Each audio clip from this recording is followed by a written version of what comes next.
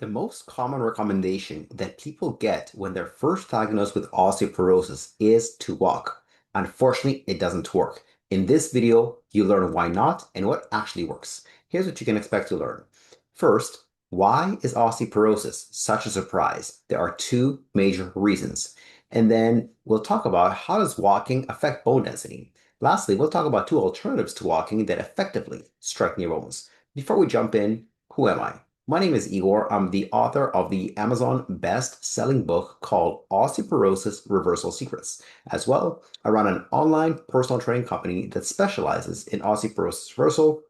And of course, I am a personal trainer myself who has helped countless people improve their bone density, like Darlene, who got bone density after breast cancer treatment when she was given estrogen blockers, like Laura from Los Angeles, who had osteoporosis in her family history and it was severe, and she was able to improve that, improving her T scores by as much as between 4 and 7%, depending on the site. And of course, Anne, who was already active and eating healthy and yet got osteoporosis anyways, and we were able to turn that around.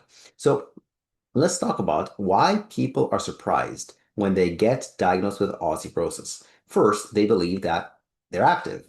And second, they think that they eat healthy. Let's break these down. When they say they're active, they mean they're not bedridden. They're not sedentary. They might even think, I walk a lot. I walk 10,000 steps per day. I do yoga. I do Pilates. I'm active. But there's a difference between active and fit. Then they think they eat healthy. When they think that, what they're referring to is they are not overweight and they eat a lot of vegetables. Both things are great, but they don't strengthen bones. In my other videos, I talk about why vegetables don't strengthen bones. So you can check that out in the description below or on your screen right now. And so again, one of the first common recommendations when someone is diagnosed with osteoporosis is go for a walk.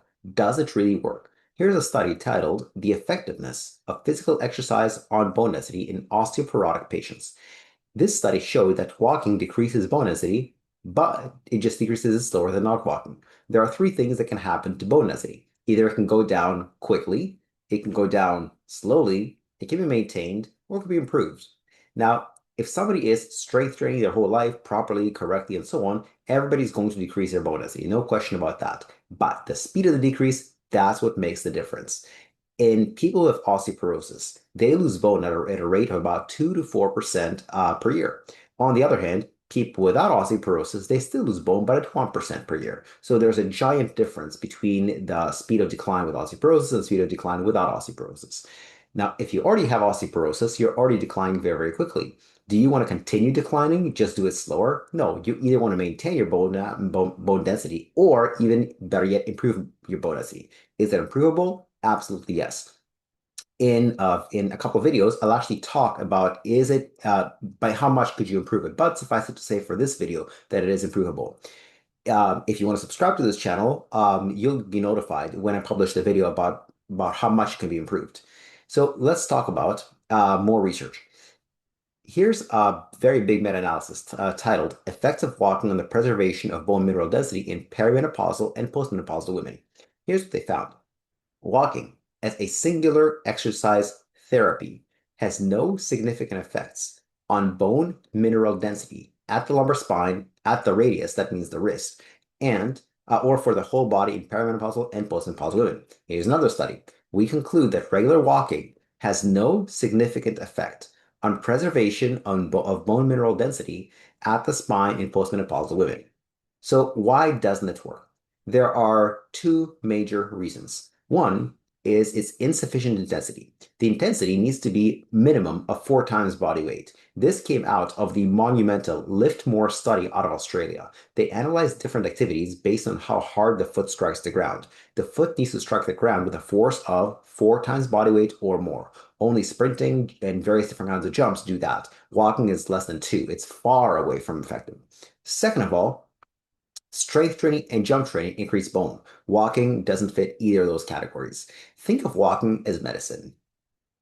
Sorry, cross that out. Think of exercise as medicine. Imagine that if you are an epileptic, but you are given a medication for diabetes, of course, a diabetic medication will not improve epilepsy. What happens when you use the wrong tool for the job? It's not going to get the job done. Walking is great, don't get me wrong. I'm not saying don't ever walk again. I'm saying walking is great, but not for your bones. Walking is great for many other reasons. For those two reasons, walking is not the chosen form of exercise for osteoporosis. There are much better ways to do it. Now, if you want to continue this further, I have a special video not available on YouTube. It's titled Stronger Bones Checklist: 6 Steps to Improve Bone Density Without Medications. If you visit the link at the bottom of your screen and on the left, as well as in the description below, you'll be able to see that special video.